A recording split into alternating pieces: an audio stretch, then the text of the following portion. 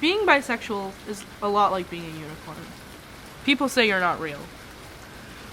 When I was in 5th grade, my sister and I got in a fight with another set of sisters we were friends with because they said if they had a gay kid, they'd disown it because they chose to be gay.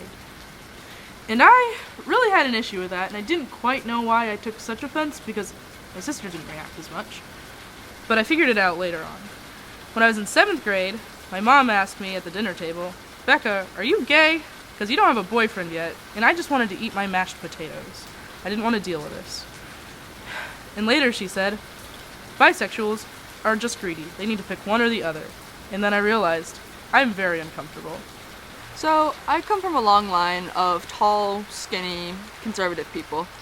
So, I'm here, I'm queer, I'm full of fear. You can imagine me at Thanksgiving dinner, this short, chubby, blue-haired liberal. It's not good. They're like, "When are you getting a boyfriend?" And I'm like, and they're like, "You're growing into such a beautiful young lady." And I'm like, It took me a little while to realize that I need to tell people.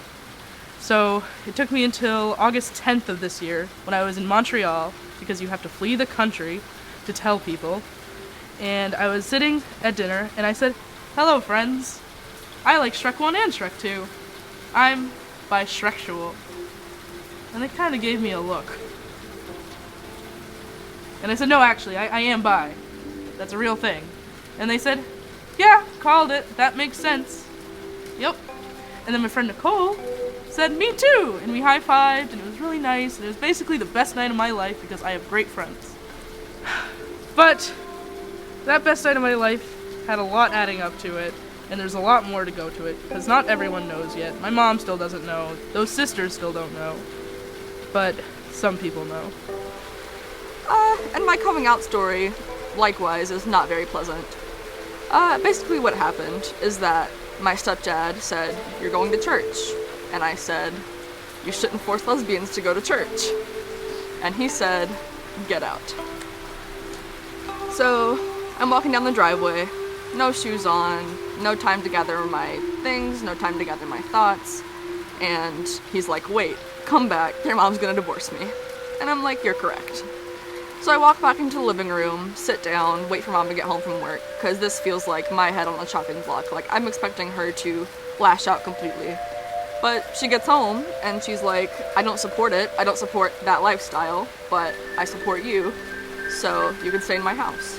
And I'm like, "Alright, better reaction than I was expecting. Time to call dad." So I call my dad up, and I'm like, "Hey dad, I'm not straight." And dad says, "Am I supposed to be surprised?" Or like, "Do you want me to bake a cake? A rainbow cake?" So, thanks dad. I guess they always know. It's not always that fun, and there are bad times when people ask you weird questions and you're really uncomfortable, and people tell you you're not real. But I figured it out. Like a unicorn, I'm wicked cool, and I'm very real. I guess what I'm getting at here is that coming out can be terrifying. In fact, I'm not even out about everything.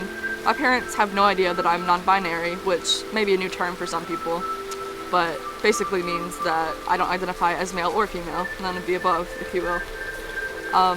Haven't told them that yet, because I'm scared, and it's okay to be scared. It can be terrifying, it can be quite horrible, but in my case, and maybe in yours, it can be the first step to setting you free.